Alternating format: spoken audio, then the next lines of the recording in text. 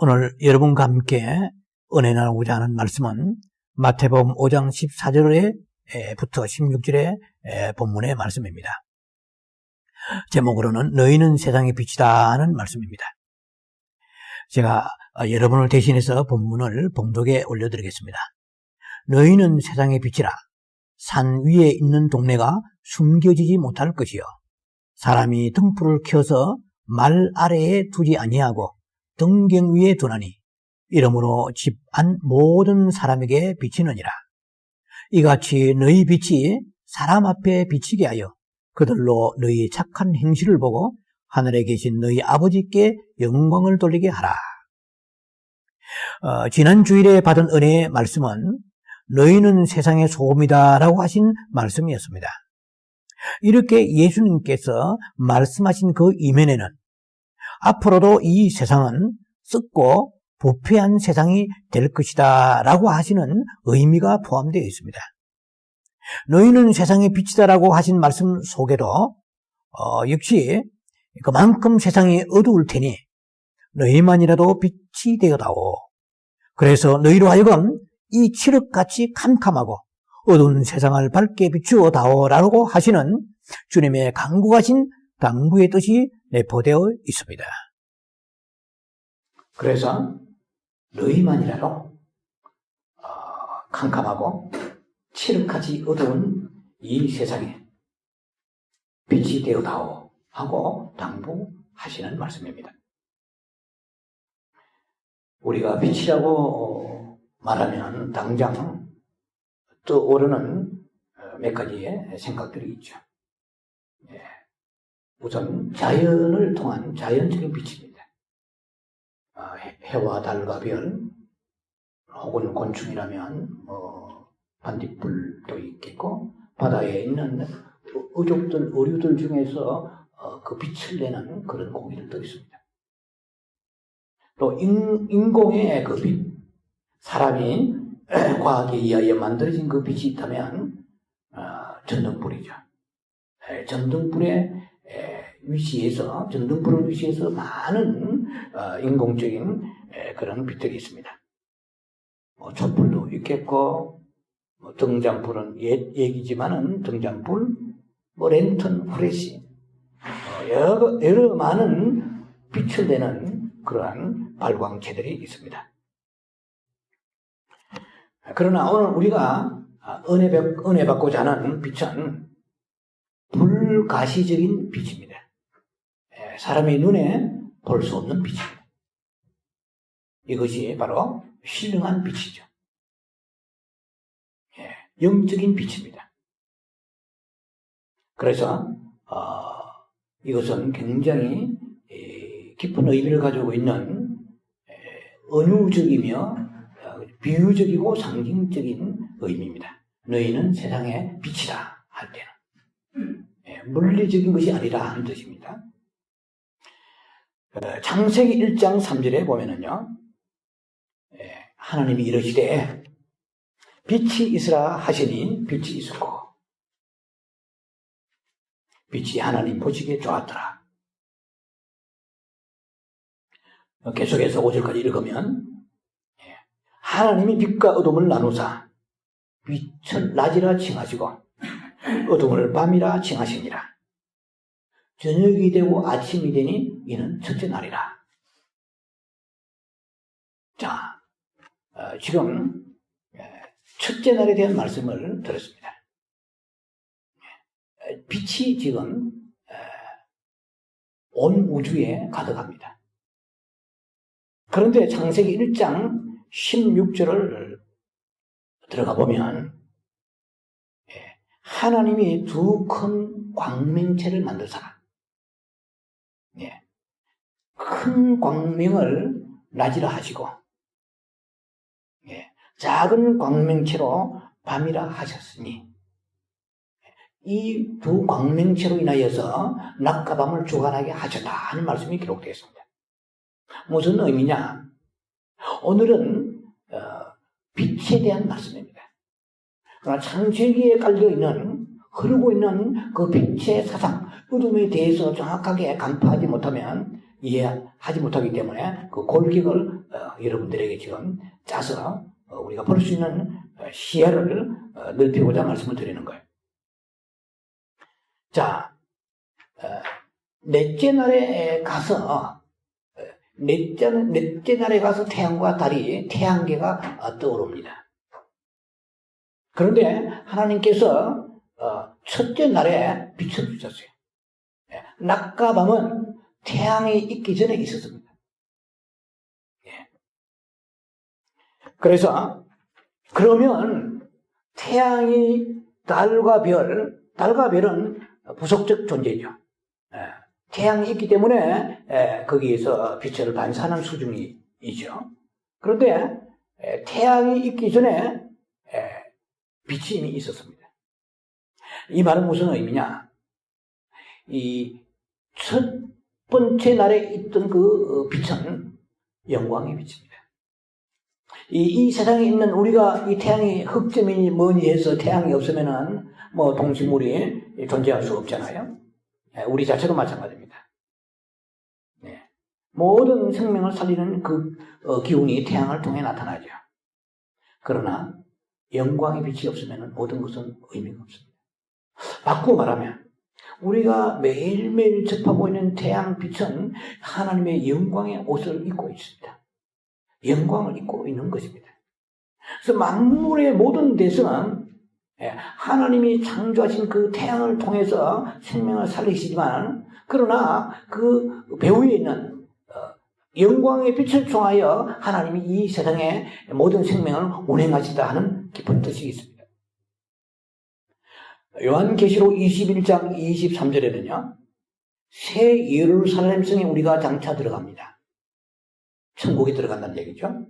그 새 예루살렘 성에 들어가면 해나 달의 비침이 있을 때 없으니 이는 하나님의 영광이 비치고 어린 양이 그 등불이 되심이라. 그렇게 되어 있습니다. 장차 우리가 들어갈 새 예루살렘 성에는 해와 달과 별이 필요 없는 영광의 빛 가운데 있는 나라가 되는 것입니다. 어린 양 예수님이 직접 등불이 되어서 해와 달과 별이 비치는 그 빛보다도 더 큰 광명체로 비추신다는 것입니다. 우리는 천국을 너무 우리가 사모하지 않고 살고 있는 것이 크리스찬으로서 부끄러운 일입니다. 관심이 없어요. 정말 천국에 들어갈 사람이라면 천국에 관심이 조금이라도 있어야 되지 않겠어요? 계시록 21장을 잘 보세요. 천국은 완전히 금덩어리로 되어 있습니다. 순금, 정금이로 되어 있습니다. 오늘 제가 갈 길이 바쁘니까 깊이 묘사할 시간은 없습니다. 새 예루살렘 성 자체가 전부 정금으로 되어 있습니다. 문은 진주문이고 그 예루살렘 성의 그 기초되는 그 돌들은 전부 보석으로 되어 있습니다. 이 세상에서 상상도 할 수 없는 아름다운 보석으로 깔려 있습니다.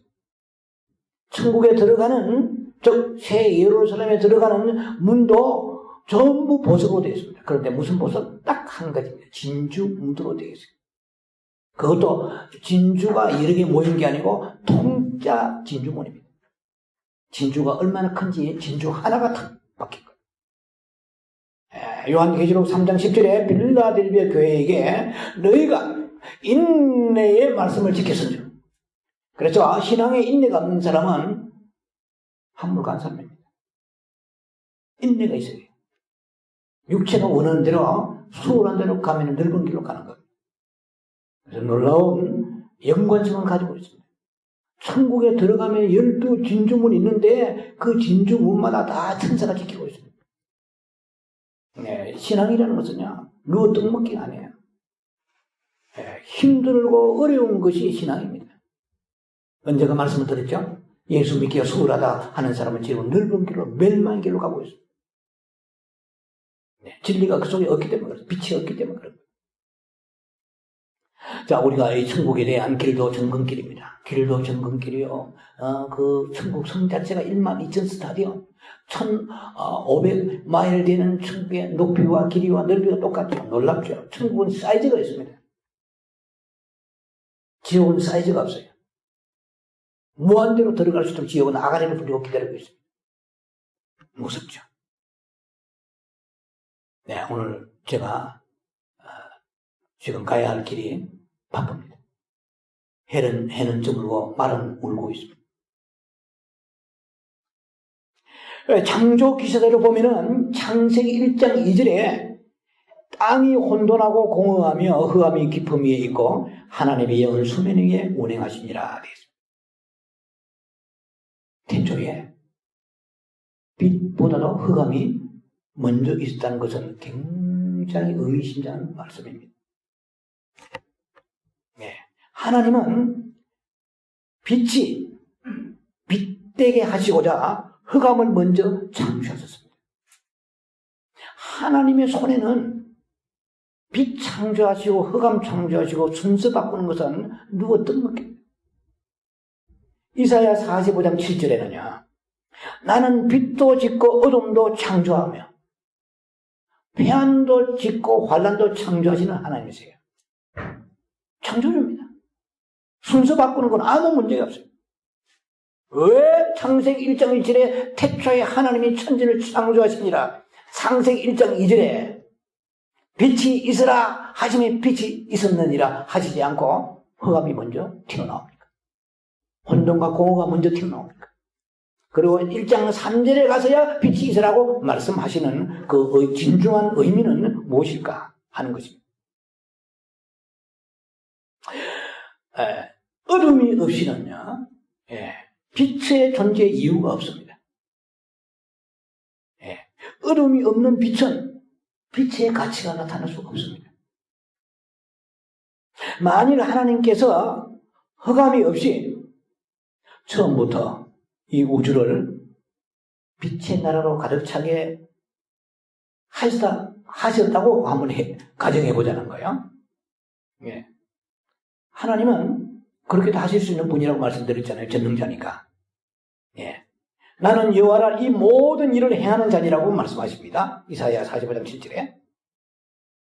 그러나 왜 흑암을 먼저 창조하시는가입니다. 그것은요, 선악과 사건하고도 일맥상통합니다. 맥락을 같이 하는 창조기사입니다. 무슨 말이냐면요, 에덴 동산에 왜 골치 아프게 선악과를 하나님이 심어 놓으시냐는 거예요.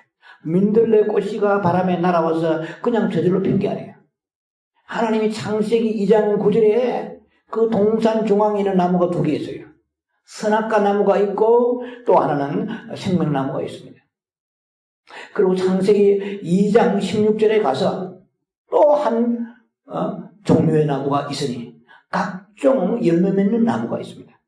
에덴 동산에는 3종류의 나무가 있었습니다. 그런데 선악과 나무가 없었더라면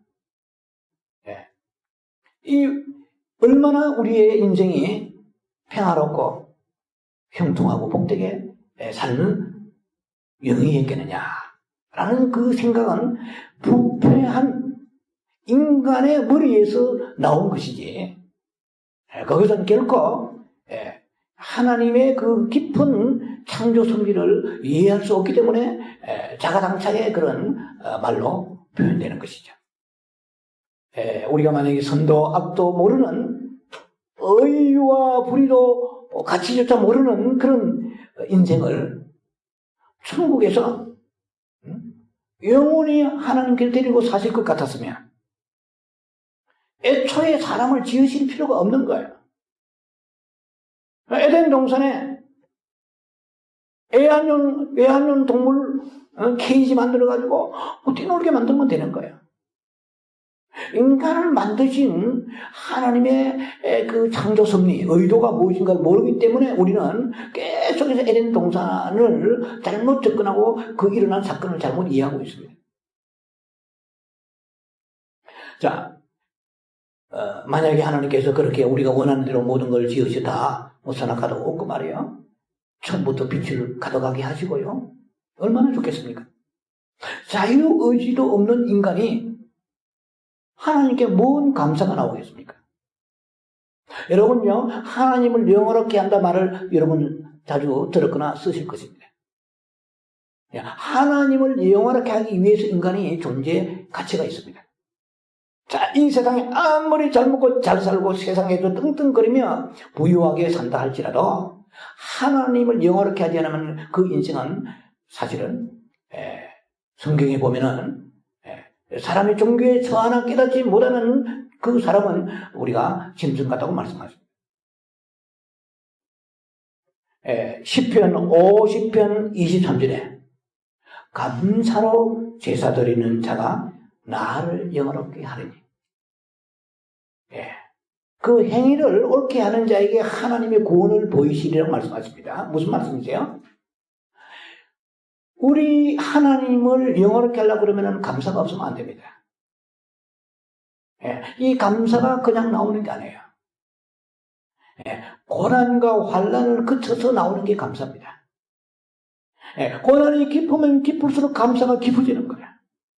환난과 고난과 고통이 가지수가 많으면 많을수록 감사의 가지수가 많아지는 거예요. 에덴 동산에 빛이 가득하고 선악과도 없고 생명나무 열매만 주렁주렁 있어서 따먹고 모든 사람이 따먹은 사람마다 다 영생에 들어가고 사시자체 열매 맺으니까 노동도 땀도 흘리지 않냐고 노동도 하지 않냐고 계속해서 그냥 과일을 먹는다면 감사가 나오겠어요? 지금 여러분들은 환난을 받았기 때문에 감사를 알아요. 그러나 에덴 동산에서 우리가 그 물이 돌려서 잔물이 굴려서 생각하는 대로 그렇게 되었다면 우리는 하나님을 영원하게 하는 존재가 될 수가 없어요. 그러니까 하나님께서 왜 어둠을 먼저 지으시고요? 왜 선악과를 주셨는가요? 왜 우리에게 끝없는 환난이 오는가요? 이것을 성경적으로 해석하지 않으면 사탄이 계속해서 우리의 삶 속에 어둠으로 우리를 결박하고 떠나지 않습니다. 기복으로 떨어지고 기복에 떨어진 사람은 멸망으로 떨어지고 멸망으로 떨어진 사람은 지옥에 떨어지게 되는 것이에요. 자, 그래서 타락한 인생의 선악까지 중심의 그 삶에서 하나님의 의와 선이 얼마나 고귀한 것인가를 깨닫게 하시고요. 그래서 피조물과 창조주 하나님의 그 영광이 다름을 알게 하시는 거예요. 고린도서 15장 41절에 해의 영광, 달의 영광, 별의 영광, 별과 별의 영광의 차원에 있습니다. 영광이 달라요. 하나님의 그 영광은요, 인간의 그 머리로서는 알 수가 없습니다. 다만 우리가 할 수 있는 것은 하나님을 영원하게 하기 위해 지어진 바다는데 그것이 감사를 통해서 나타나게 되는데 그 감사는 고통을 통해서 감사를 인지하게 되고 그리고 감사가 비로소 무엇인지 알게 되고 표현하게 되는 것입니다. 예수님은 우리에게 말이죠. 천국 갈 때까지 모든 우리의 삶이 만사 행통하면은 잘 믿을 것 같다고 생각을 합니다. 이것은 흔히 쓰는 말로 희망사항입니다. 이 창조 기사를 오래 설명할 시간이 없지만은 잠깐 우리가 오늘 빛에 대한 말씀이기 때문에 다루고 넘어가는 거예요. 타락한 천사장이 루시퍼 아닙니까? 루시엘이 루시퍼가 되었다가 다 알고 계시잖아요. 그 루시퍼로 천국에서 쫓겨났단 말이야. 이사야 14장 12절.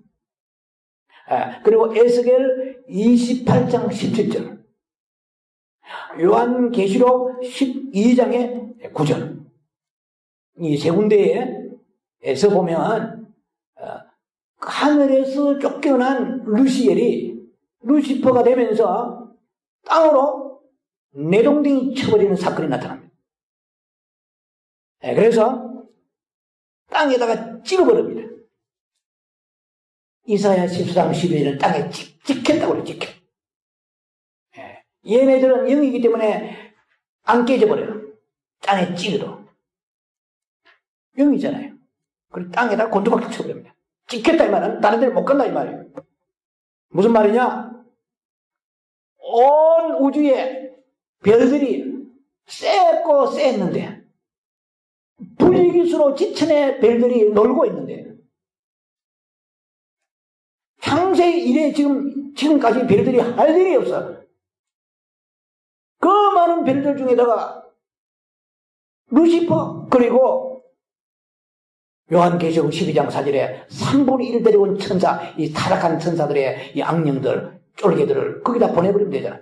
그리고 오늘 우리끼리 휘휘낙낙하면서 태평성대 누리면서 형통하면서 살았으면 그러다가 예수 믿고 누구만들 믿어요? 안 믿어요. 이 세상이 천국인데 왜 예수 믿어요?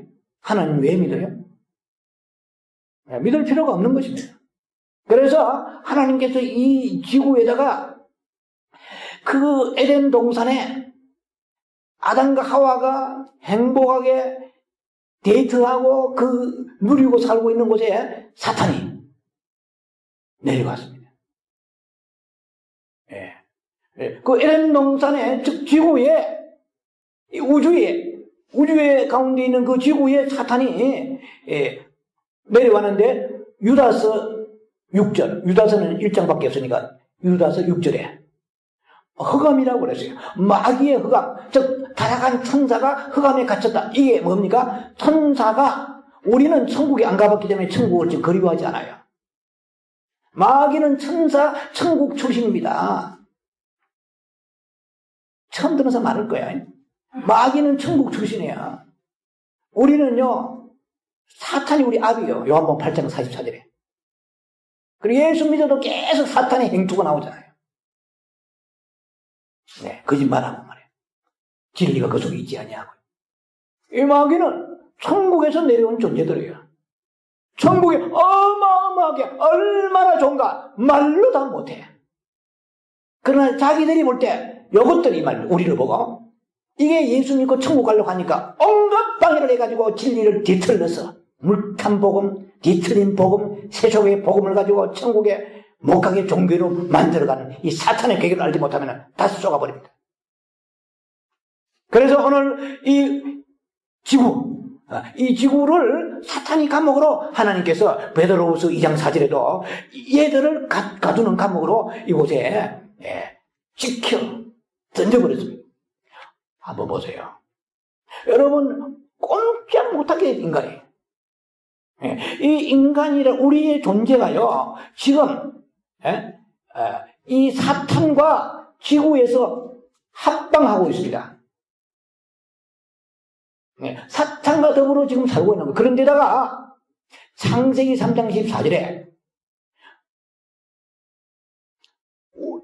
종신토록 뱀을 흙을 먹으려 했는데 우리 몸속에 사탄이 그 세력이 들어버렸습니다. 우리 육체는요 귀신 쫓아 나가는 게 아니에요.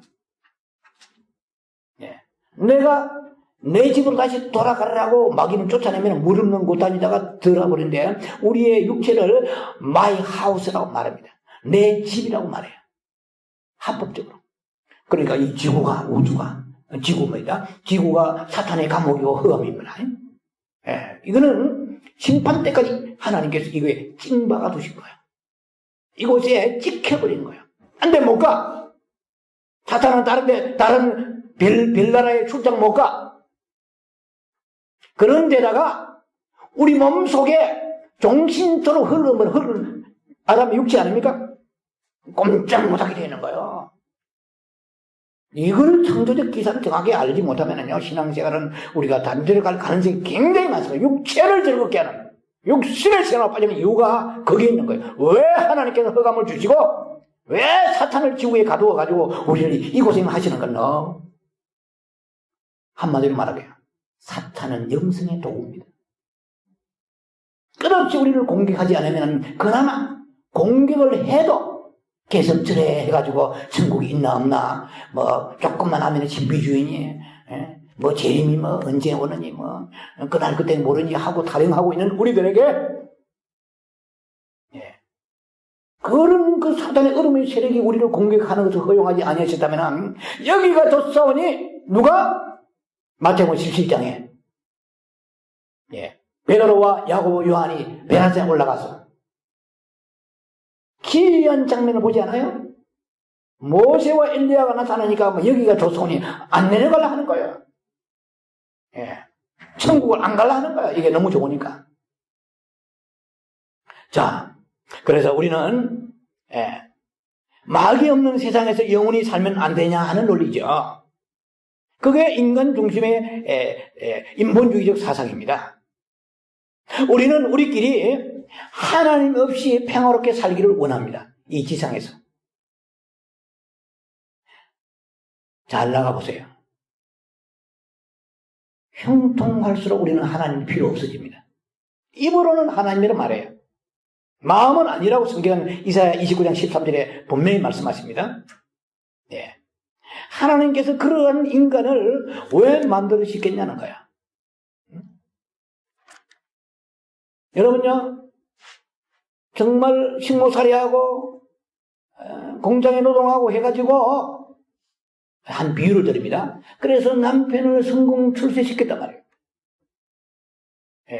배에 기름이 차고 살만하니까 조감 지쳐버리고 딴 여자 꿰차고 나가는 그런 모습, 여러분들 생각과 비교를 해보세요. 말 타면 종 부리고 싶어하는 인생입니다. 인간은요 그렇게 하라고 지어진 게 아니에요. 하나님을 영원하게 해야 됩니다. 흑암에 있다가 나오지 않고서는 하나님에게 절대로 섬길 수가 없는 것이 인간의 한계입니다.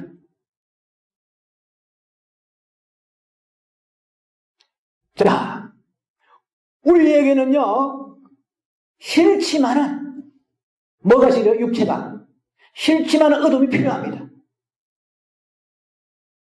그러나 그 어둠을 껴안고 살다가는 지옥입니다. 인간이라는 존재는 하나님의 그 진리의 빛을 모르면 비참한 존재입니다. 모든 세상의 삼라만상의 생명들 아무도 지옥 안 갑니다. 인간만이 갑니다. 그래서 인간에 태어났다는 것은요, 참 절체절명의 그러한 위기를 가지고 태어났다고 봐도 됩니다. 우리는 하나님의 형상입니다.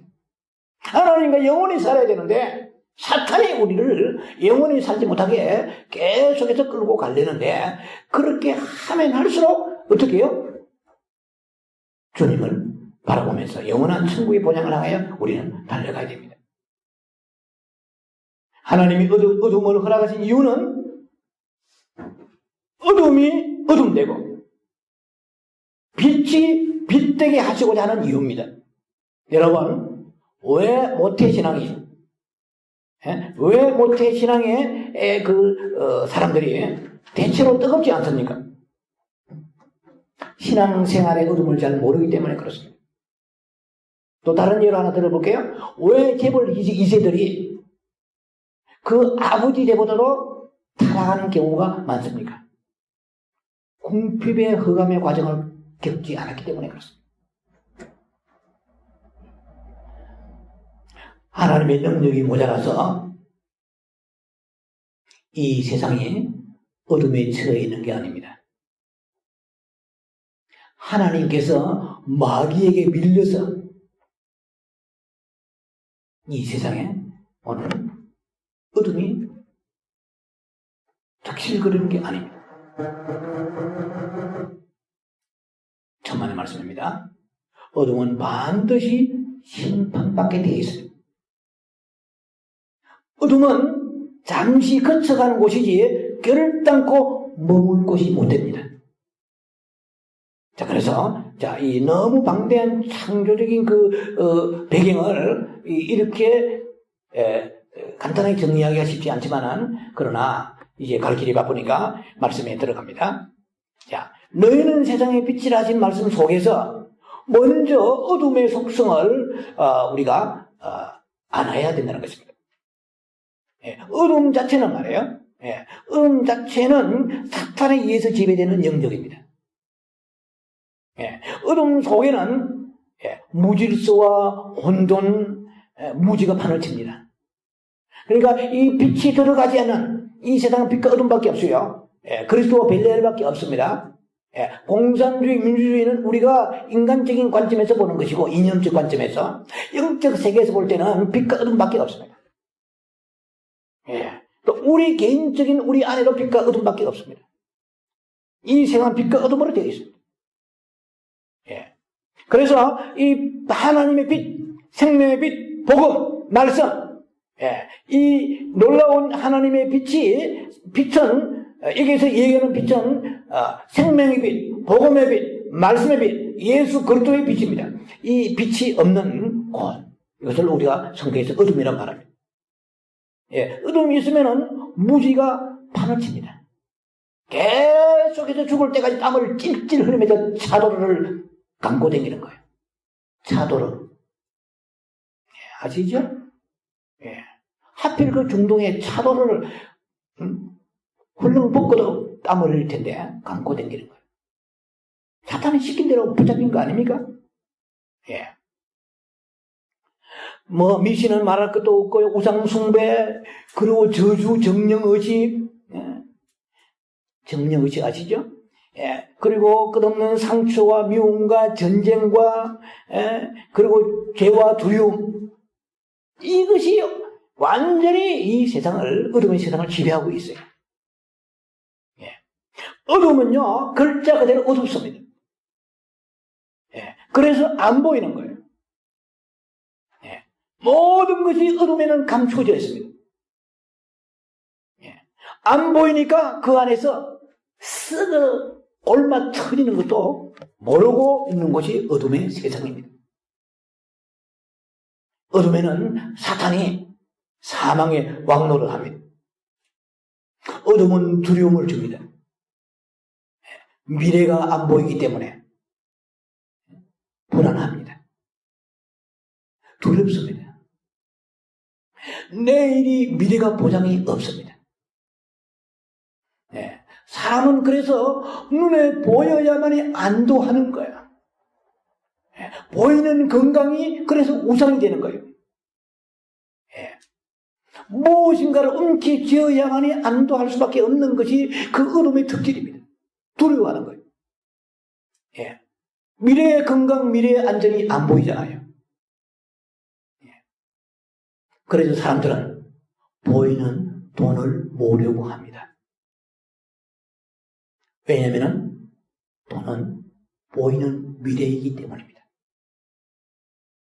아무도 믿을 수가 없습니다. 그러나 돈은 믿을 수가 있습니다.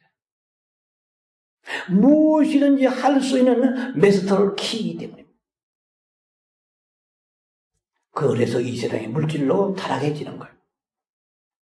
하나님 하지만 하나님은 보이지 않지 않습니까? 그래서 어둠의 주관자인 이 사탄은 빛이 들어오면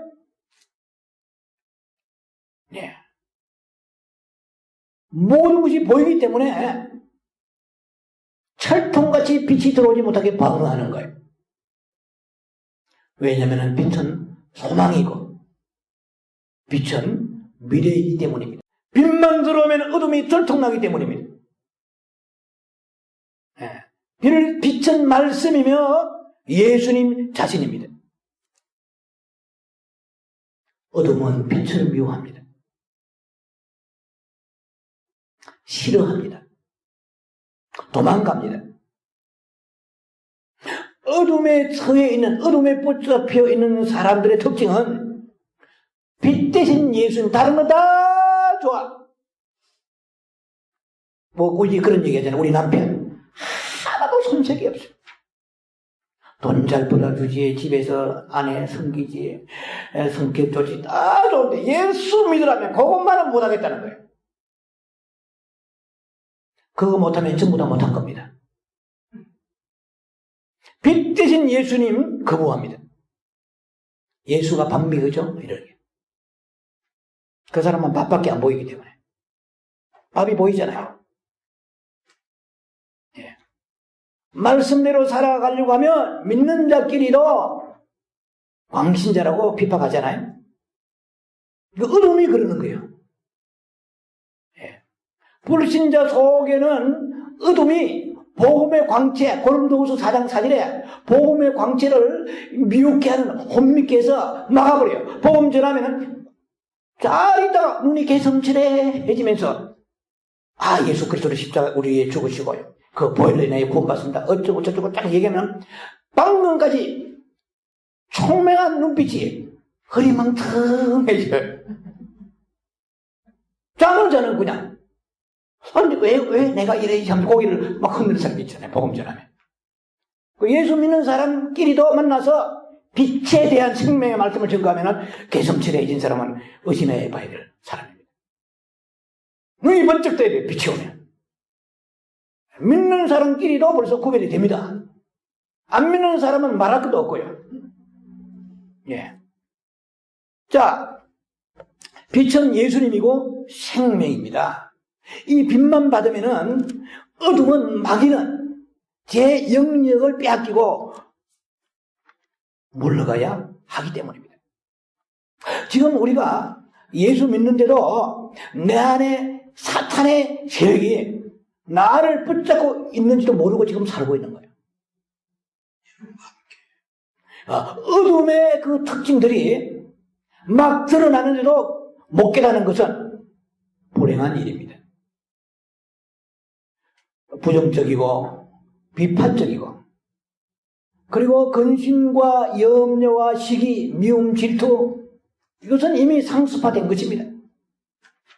네. 그래서 로마서 1장 29절 등등 지금 다 지금 열거할 수는 없습니다만은 그 성경 구절에 중요한 구절만 몇 가지 말씀하고 말씀을 계속 전개해 가겠습니다. 로마서 1장 29절에는 21가지 믿는 자들이 가지고 있는 죄악이 나옵니다.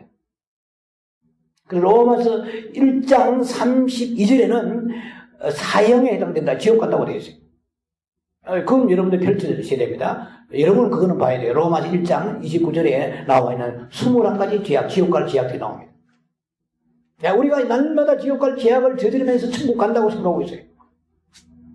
에베소 5장 5절에는 3가지 죄악이 나옵니다. 이 하나님의 기업을 받지 못한다고 그랬어요. 음행하고 더럽고 탐하고 우리 얼마나 날마다 더러운 마음이 많으세요? 얼마나 욕심 많으세요?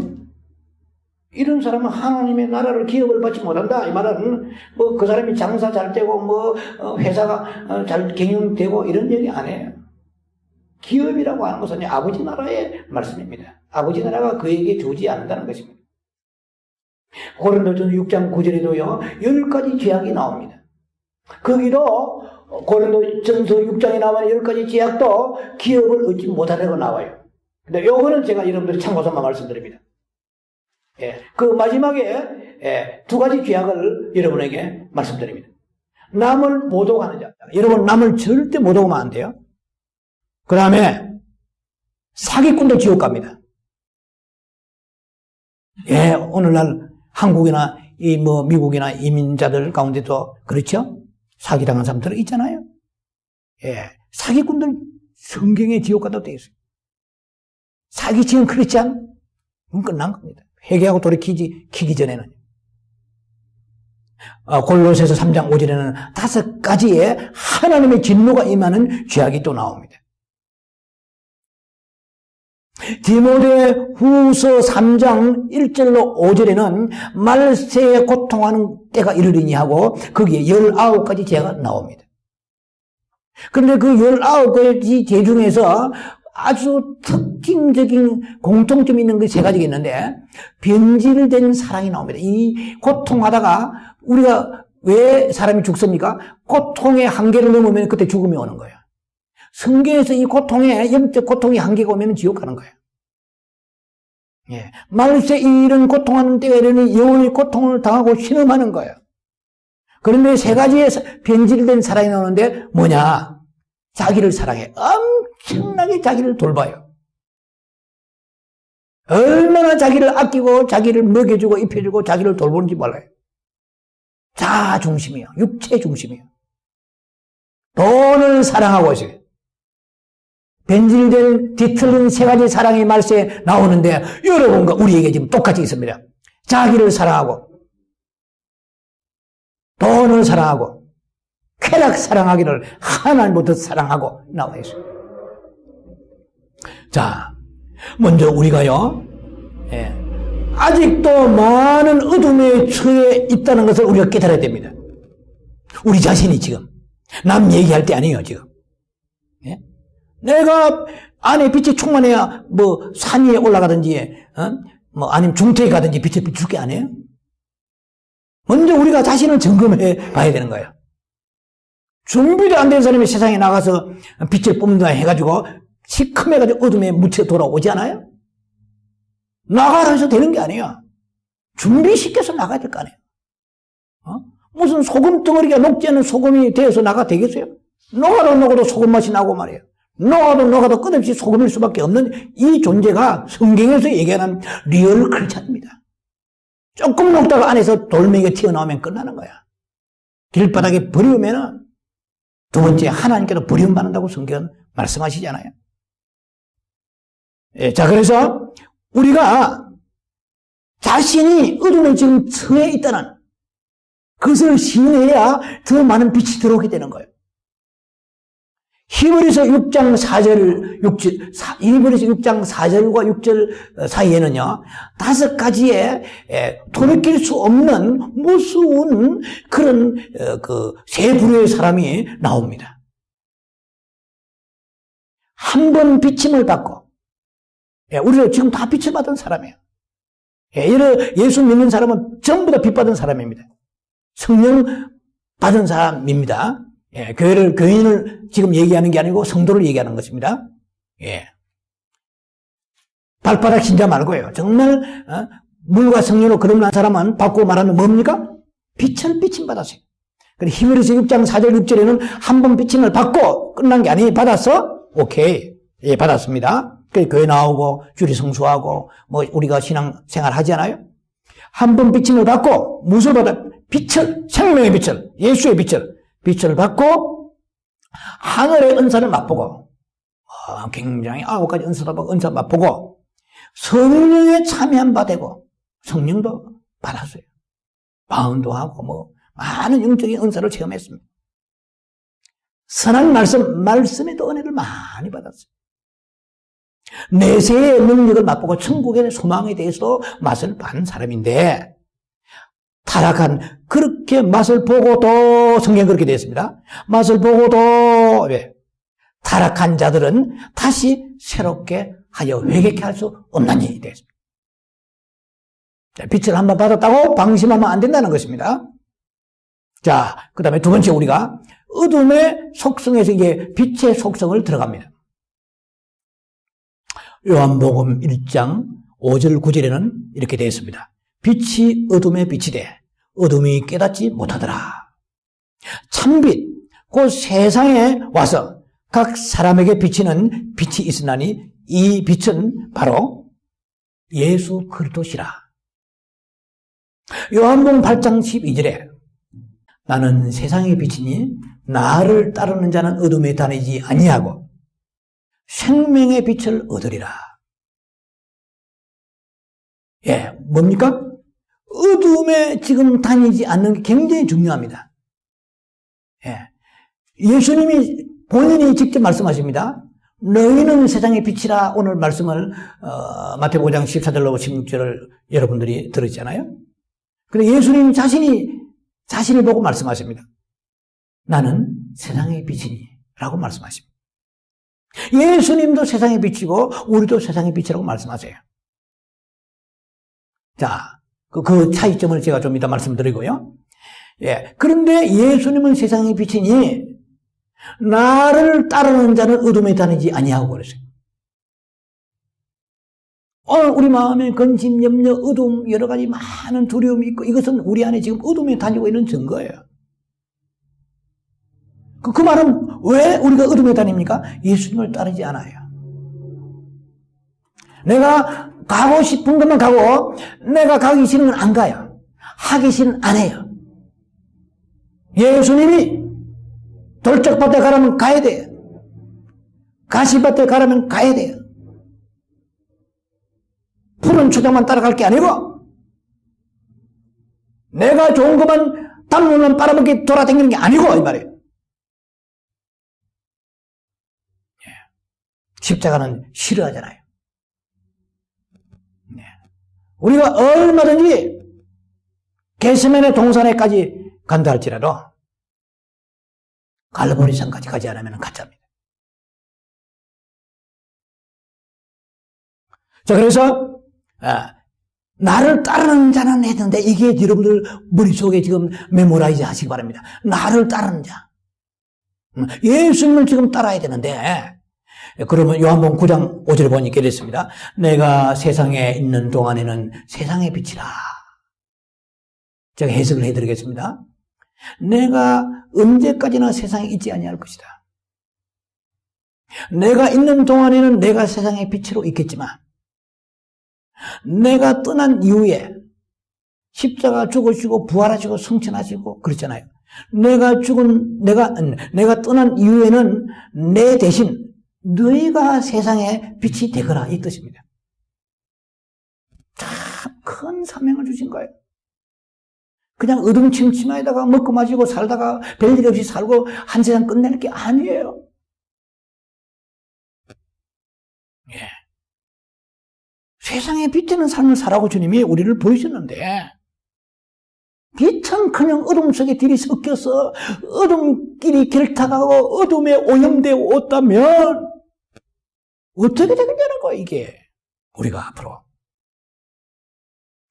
왜 우리가요 아직도 많은 어둠에 붙잡혀 있습니까? 예, 우리의 육체의 욕심과 고집을 버리지 못하고요. 예, 내 생각대로 미혹을 따라가고 있기 때문에 세상을 따라가고 있기 때문에 우리가 어둠에 지금 붙잡혀 나오지 못하고 허우적거리고 있는 거예요. 우리는요 예수님과는 다른 존재 피조물입니다. 예수님은 똑같은 나는 세상의 빛이니 그러셨지만은 예수님은 빛의 근원으로서 빛의 발광체로서의 예수님이 말씀하신 거고 우리는 내가 아무리 도덕적으로 산다고 해도 나는 빛의 근원이 아닙니다. 빛의 발광체가 아닙니다. 빛의 반사체입니다. 반사체라는 의미는 빛을 받아야 빛나는 거예요. 즉 예를 들면 달이 스스로 빛을 낼 수가 없어요. 그런 달은 이 세상에 없습니다. 달은 해로부터 빛을 받아야 돼요. 받는 만큼 그 달의 모양이 정해져요. 빛을 눈썹만큼 받으면 눈썹달이 돼요. 초승달이 된단 말이에요. 빛을 반만큼 받으면 태양으로부터 반만큼 받으면 반달이 되는 거예요. 빛을 하나도 못 받아도 다른 달인데 이것은 금음달이 되는 거예요. 예. 오늘 우리가 똑같이 예수 믿는 것 같지만은 빛 대신 그 주님으로부터 예. 10편 27편 1절 요한 1서 1장 5절 예수님은 빛이고 하나님은 빛이라고 말씀하세요. 예. 그러니까 그 빛 대신 그분으로부터 우리가 빛을 받아서 반사해야만이 우리가 빛이 나가는 거예요. 빛을 적게 받은 사람은 빛이 적게 나갈 수밖에 없죠. 그 모처럼 빛을 받았다 할지라도 누가복음 11장 35절에는요. 너희 속에 있는 그 빛이 어둡지 아니한가 보라고 말씀하셨어요. 예. 산 위에 동네에 올라가서 빛을 비춰야 되는데 빛이 안 나가는 거예요. 왜 안 나가? 세상에 어둠을 받았지 빛을 못 받았기 때문에. 받긴 받았는데 빛이 어두워진 거예요. 어두웠단 말은 뭡니까? 빛은 어두워질 수 없죠. 빛은 영원히 빛입니다. 그만큼 무슨 말이냐면 빛의 영역이 좁아졌다는 거예요. 네, 어둠의 영역이 나를 많이 장악하고 있다는 거예요. 그러니까 우리는 빛을 받은 만큼 나가는 거예요. 내 안에 빛을 창조할 수 없습니다. 빛은 오직 창조주 그분으로부터 예수 그리스도로부터 오는 거예요. 우리는 그 빛을 받아야 돼요. 자, 그래서 고린도후서 4장 6절 보면은요, 어두운 가운데서 빛이 빛이라 하셨던 그 하나님께서 예수 그리스도의 얼굴에 있는 하나님의 영광을 아는 빛을 우리 마음에 비추셨다고 그랬습니다. 그러니까 예수님의 그 얼굴은 하나님의 영광이 나타나는 그 빛이 나오는 거야. 그런데 그 예수님의 그 얼굴, 예수님 자신이 빛이시잖아요. 그러니까 그 얼굴에 영광의 빛이 나오는 거예요. 근데 그 영광의 빛이 우리에게 어디로 오느냐? 여러분의 얼굴이, 죽은 얼굴은 안에 빛이 없기 때문에 그런 거야. 잘 먹고 잘 살아도 얼굴이 죽은 얼굴이 있잖아요. 이것은 내 안에 빛이, 내 안에 내 얼굴로 나타나는 거야. 아시잖아요. 고린도후서 3장에 모세가, 그 시내산에서 40일간 하나님을 배웠고 만나고 난 이후에 그 빛이 얼굴에 빛이 가득해서 수건을 쓰고 내려왔다 그랬단 말이에요. 내 안에 그 빛이 어디로 옵니까? 몸으로 오는 게 아니고 내 심령 안에 빛이 들어오는 거야. 그래서 그 빛은 다시 내 안에서 밖으로 혼을 거쳐서 육체로 드러나는 거야. 그래서 그 여호와의 얼굴빛, 오늘 예수님의 그 얼굴에도 영광의 빛이 나타나는 거야. 오늘 우리 색깔이 좋다 얘기하는데 잘 먹고 뭐 이렇게 어떻게 마사지하고 이런 색깔이 아니고 하나님의 영광의 빛이 들어가는 거고요. 세상 육신의 피둥피둥하고 잘합니다. 그래서 우리가 느낌이 오는 거예요. 벌써 알 수 있는 거죠.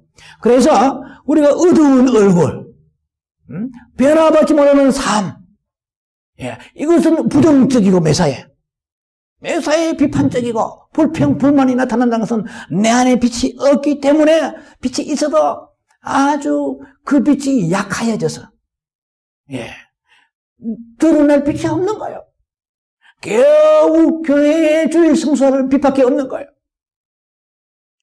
11조도 힘들어요. 좀 이따 얘기하겠습니다. 이게 전도는 뭐 꿈에도 꾸지 못하고요. 전도는 내가 하는 게 아니에요. 나는 주님의 도구로서 그 빛의 도구로서 쓰이는 것이죠. 아무리 이런 말을 청산해서 늘어놓으세요. 목사인 저도 마찬가지입니다. 우리의 고뇌는 설교 준비가 얼마나 힘드세요? 그러나 설교를 얼마나 잘했느냐가 있는 게 아니에요. 내 이 설교에 얼마나 생명의 빛이 나가느냐가 중요한 거예요. 내 안에 없는 빛이 여러분들에게 짜서 나가는 게 아니에요. 지식은 나가고 교리는 나가고 말씀은 나갈지라도 빛이 안 나가면 여러분이나 나나 결국은 빛 없는 인생이 되고 마는 것입니다. 여러분, 빛의 특성은요, 어둠을 드러내는 거예요. 요한복음 3장 20절에 악을 행하는 자마다 빛을 미워하여 빛으로 오지 아니하나니 이는 그 행위가 드러날까 하며, 빛이 오면요, 어둠 속에 실체가 낱낱이 밝게 드러납니다. 어둠을 폭로합니다. 어둠을 규탄하는 거예요. 그래서 빛이 오면 사람이 더 죽어가는 사람이 있어요. 이게 빛을 받지 못하는 거죠. 말씀 받지 못한다 이 말입니다. 빛이 오면 두 가지 반응이 나타나요. 하나는 그 빛이 오면은 빛을 피해서 도망가려고 하는 거예요. 마치 지금 밖에 나가서 여러분들이 그 태양 아래에 있는 그 돌을 한번 들춰보면 끝으로는 돌이지만은 그 돌을 들추면 안에는 무수한 벌레들이 우글거립니다. 얘네들이 빛이 오면은 두려워서 도망가는 거 그냥. 그래서 나무 그늘 혹은 나무 잎새 같은 데 몸을 숨기면서 은신하려고 하잖아요. 그 동물 하나 봐도 우리가 아는 거예요. 내 안에 진리의 빛, 이것은 예수님의 빛입니다. 이 생명이 들어오면 어떤 사람은 빛 앞에서 자기를 보고 꼬꾸라지면서 빛 앞으로 나아가는 자가 있는가 하면, 어떤 사람은 빛이 오면은 이상하게 뒤틀리는 거예요. 왜 저런 설교하지? 비판이 오는 거예요. 도망가는 거예요. 우리 안에 말씀의 빛을 비춰보면 그 사람의 숨은 것이 드러납니다. 교만이 드러나요. 판단이 드러납니다. 못 견디는 거예요. 싫은 거예요. 안에서 니글니글 끓어요. 이상하게 자꾸 설교가 비판이 돼요. 자꾸 판단이 돼요. 나도 안 그러고 싶은데 괴로운 거야. 이 어둠의 세력이 반항하고 일어서는 거예요. 때로는 머리는 말씀이 옳아요. 말씀은 옳지만은 왠지 그 말씀이 안 받아들여지는 거예요. 받고 싶지 않은 거예요. 더욱이 책망의 말씀일 때는 찜찜해요. 찌르니 더 아파. 딴 데는 안 찌르더니 이 교회만 오면 찌르네. 교회가 여기밖에 없어. 마귀가 막 준통합니다, 안에서. 예배만 끝나란 말이에요. 이 자유로운 세상에 내 두 발 달고 어디로 못 가겠나. 마음이 무거워지는 거예요. 말씀을 들으면서. 말씀을 피하고 싶은 거예요. 이런 것이 어디서 옵니까? 이 마음이 어디서 오는 거예요? 내 안에는 어둠의 세력이 빛의 말씀 앞에서 지금 반항하고 있는 거예요. 거부하고 있는 거예요. 그때 우리가 회개가 필요해요. 우리 자유의지가 있잖아요. 인격이 있잖아요. 신앙 인격이 있잖아요. 그래야 내가 사는 거예요. 그래야 내가 순종해야 그 부분이 자유해지는 거예요.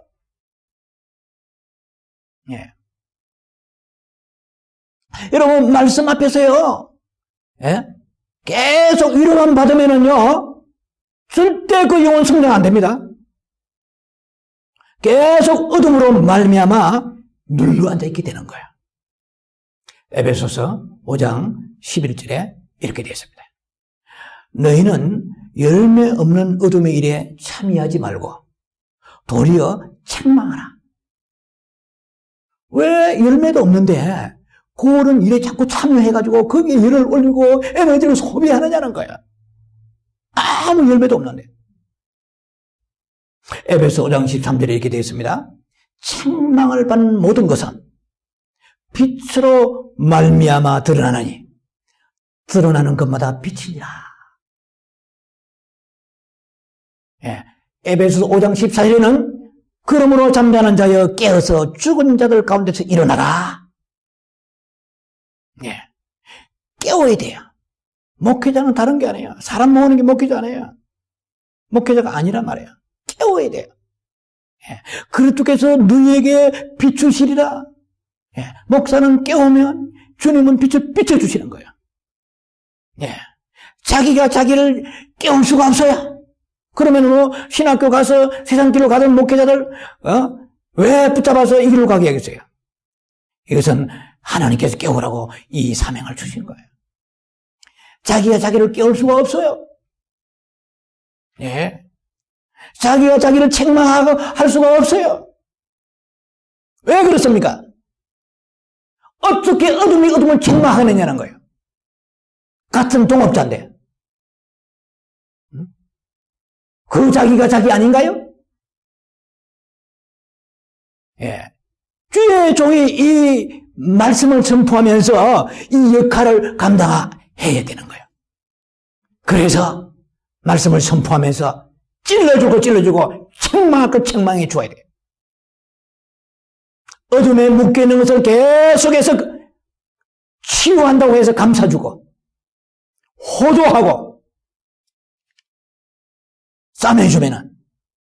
싸매고 돌면은 절대로 빛으로 드러날 수가 없습니다. 깨어날 수가 없습니다. 여러분, 목사는 인기 직업이 되어서는 안 됩니다. 영원한 천국으로 인도하기 위해서는요, 악역도 감수해야 됩니다. 깨우기 위해서는 때로는 아프지만은 나팔을 불어야 됩니다. 말씀의 불방망이를 휘둘러서라도 연자적인 미가야 선지자적인 열왕기왕 왕상 22장 24절에 있는 그 시드기야 같은 거짓 선지자 말고 참 선지자 미가야는 뺨을 맞았습니다. 그래서 불방망이를 휘둘러요. 예언자적인 선지자 역할을 감당해야 됩니다.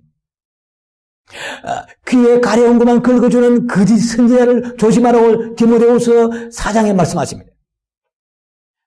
4장 3절에 4절에 보면은요, 바른 교훈을 받지 아니하여 귀가 가려워서 바른 말을 싫어해. 이 사람들은 성경적인 것을 그대로 가르치면 싫어하는 거예요. 귀가 가려워. 그래서 자기 사욕을 따를 스승을 많이 두고. 이게 무슨 말이냐? 많은 마지막 때의 거짓 선지자 사꾼 목자들이 그들의 가려운 길을 긁어주고 가려운 등을 긁어주고 그들의 사욕을 쫓아가는데 일조하면서 그들을 오히려 추종하는 그러한 거짓 선지자가 있을 것이라고 말씀합니다. 가려운 데를, 귀가 가려운 데를 긁어주는 거예요. 시원케 하는 거예요. 자기가 그 성도가 원하는 말씀을 선포하면 안 돼요. 필요한 말씀을 선포해야 돼요. 목사는 성도 비위 맞추기 있는 게 아니에요. 그러면 그건 사건 목자입니다. 제가 그렇다면 저도 그렇고요. 디모데후서 4장 2절에 가르침으로 경책하라지. 경계하고 권하라고 그러죠. 자, 그래서 잠자는 자를 흔들어 깨우면 주님이 빛이 비추시리라 말씀하십니다.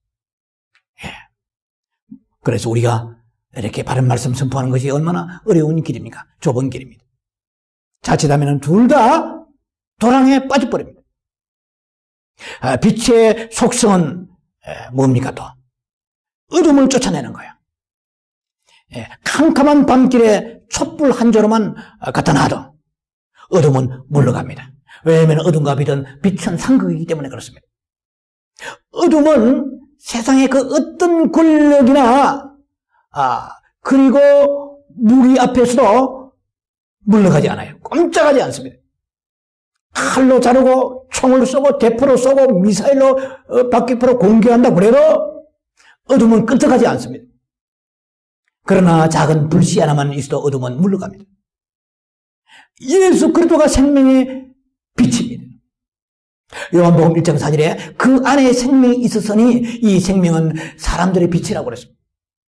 즉 바꿔 말하면 예수님이 생명이고 그 생명이 빛이라는 거예요. 빛으로 나타나십니다. 그게 눈에 보이지 않고 우리의 마음을 통해서 지금 들어오는 거예요. 그 빛을 우리가 한번 받았습니다. 히브리서 6장 4절 말씀처럼 한번 비침 받았는데 어디에? 내 영에 마음의 비침을 받아라. 이제 마음의 어둠이 걸어가잖아요. 불평, 불만, 근심, 염려 어둠에서 나오는 거 아니에요? 빛은 찬양하고 감사하고 섬기며 순종하는 거예요. 우리 안에 어둠의 세력이 있는데 어둠의 세력을 쫓아내려고 생각지 않고 계속 감사하면 어둠은 절대로 빠져나가지 않습니다. 주님 앞에 설 때까지 어둠이 빠져나가지 않습니다.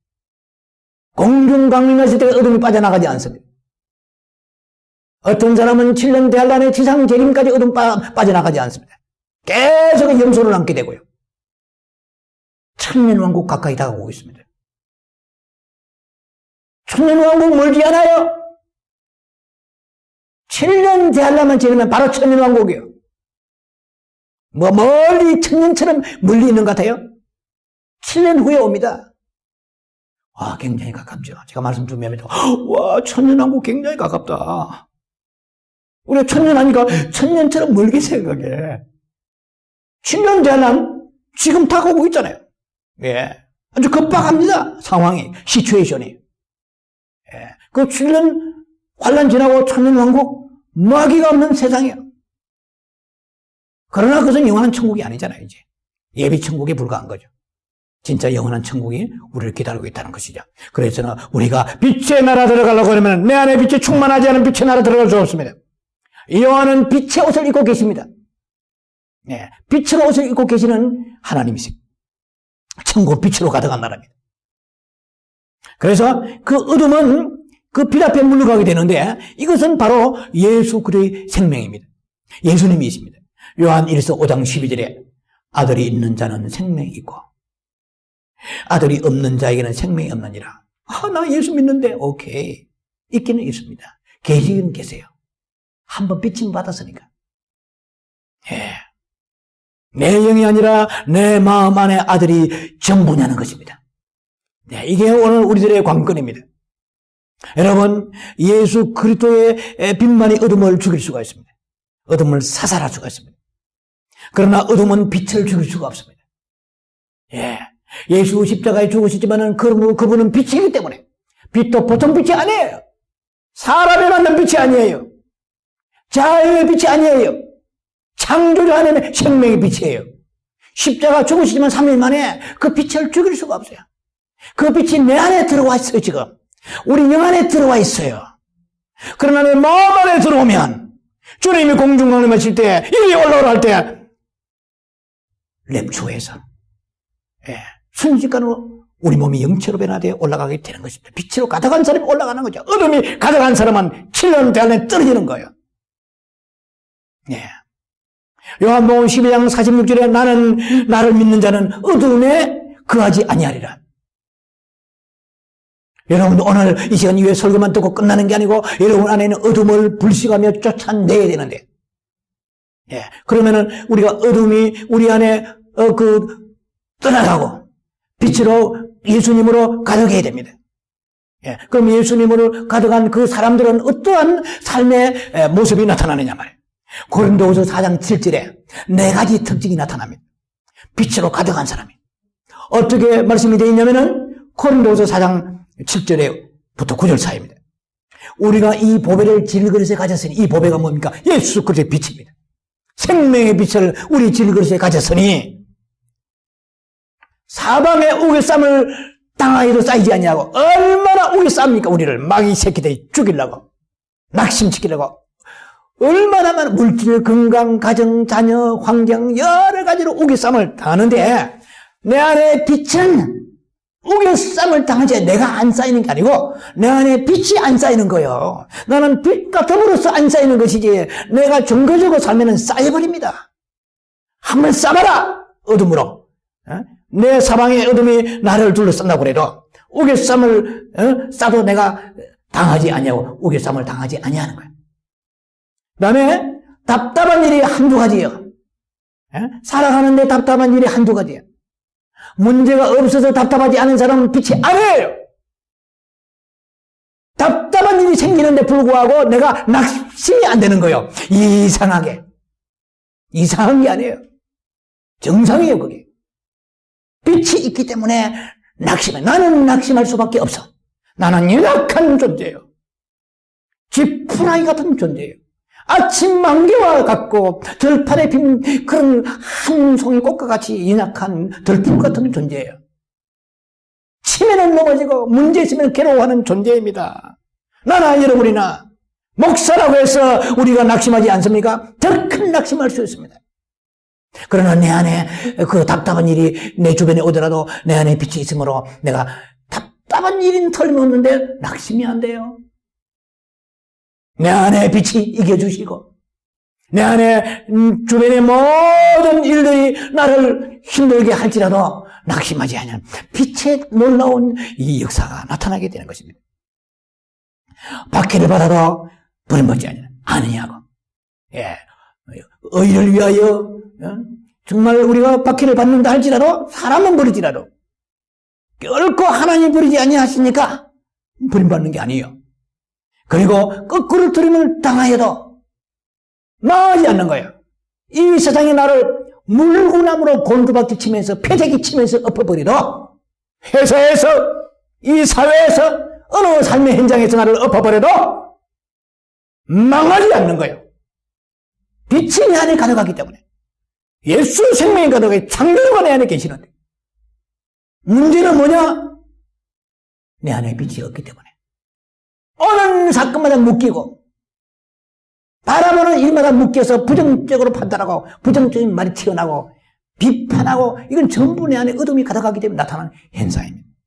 조그마한 문제만 생겨도 저녁에 불면증이 와가지고 지치라게 눈이 토끼 눈처럼 벌게해서 잠을 자지 못하고 입맛이 소태가 돼버리고 내 안에 빛이 없기 때문에 그런 거야. 여러분, 결론입니다. 왜 우리가 등불을 켭니까? 등불을 켜는 목적이 무엇입니까? 예? 등경에 두어서 세상의 빛을 비추기 위해서 아닙니까? 이 등경이라는 말은 요새 잘 쓰지 않는 말이죠. 이것은 등잔의 그 불인데요. 램프 스탠드라고 등잔대라고 밖에 표현이 안 되는데요. 등불은 램프 라이트라고 할까요? 그래서 등불을 켜는 이유는 등잔 위에 켜야만이 그 방이 전체가 보이잖아요. 그 등불을 켜는 목적은 뭐냐는 거예요. 빛을 비추기 위해서 등불을 켜지 않아요? 왜 비추지 못할 등불을 켜냐는 거예요. 왜 은혜를 끼치지 못할 은혜를 자꾸 은혜를 받으려고 그렇게 욕심을 부리냐는 거예요. 남을, 가족을, 이웃을 하나도 살리지 못할 말씀을 왜 받느냐는 거예요. 그러니까 은혜를 받고 말씀을 받으면 받는 즉시 통으로 엎어버려. 통으로 빛이 있는데 통을 말로 엎어버리니까 빛이 나가겠어요? 안 나간단 말이에요. 산 위에 있는 동네처럼 이 캘리포니아에 이런 아주 비유가 좋은 곳에 집들이 있잖아요. 정말 뽐내고 있잖아요. 나무란 듯이 말이야. 가슴을 다 펴고 말이야. 산 위에 있는 동네처럼 높은 곳에 있는, 이건 완전히 캘리포니아를 두고 하는 얘기 같아요. 또 비유가 좋은 곳에 탁 있잖아요. 한국은 가난한 사람은 달동네 살아. 이 한국에서는 해당이 안 된 말이에요. 이 말은 높은 동네가 밑에 사람이 다 보인단 말이에요. 너희들 어두운 세상, 이 죄악으로 타락해가는 그 절망의 세상에 높은 곳에 있는 집과 같이 너희를 보면 하늘이 보이고 천국이 보이는, 예수가 보이는 그러한 영적인 반사하는 생명의 빛을 너희로 인하여 이 세상에 비추라는 거야. 그래서 너희를 불렀지. 너희가 기도 많이 해가지고 응답을 받아가지고 집에서 자꾸만 산으로 올라가야 되는데, 등경 위에다가 올라가서 빛을 비춰야 되는데, 통이나 마련해가지고 빛을 뒤에 엎어버려가지고 빛은 한 방울도 나가지 않냐고. 밖으로 드러내려고 하는데 계속 직장으로 숨고 가정으로 숨고 그대로 숨어버리면 되겠나냐는 거예요. 그럼 제가 볼 이해는 돼요. 왜? 빛이 없으니까 안 나가. 빛이 없으니까 안 나가는 거예요. 참 이것도 없는 빛을 뽑아내라니까 나오는 거예요. 그래서 우리가 이 빛을 오늘 받아라 해서 받는 게 아니에요. 빛은 예수 그리스도입니다. 예수 그리스도를 사랑하지 않으면, 예수님을 사모하고 첫째 계명을 가지 않으면 그 빛 대신 주님이 내 마음에 오시지 않는다는 거예요. 왜 우리가 말씀 받습니까? 주님 말씀한 대로 주님을 사랑하기 때문에, 사랑하는 그분의 말씀대로 살기 위하여서 말씀을 우리가 주님 앞에 받을 때에 말씀이 빛이 되어서 내 심령 속을 거쳐서 내 영으로 흡수되어서 내 영에 다시 빛이 내 혼을 마음을 통하여 내 육체라는 오간을 통하여 빛을 쏘아주는 거예요. 빛을 퍼부어주는 세상에.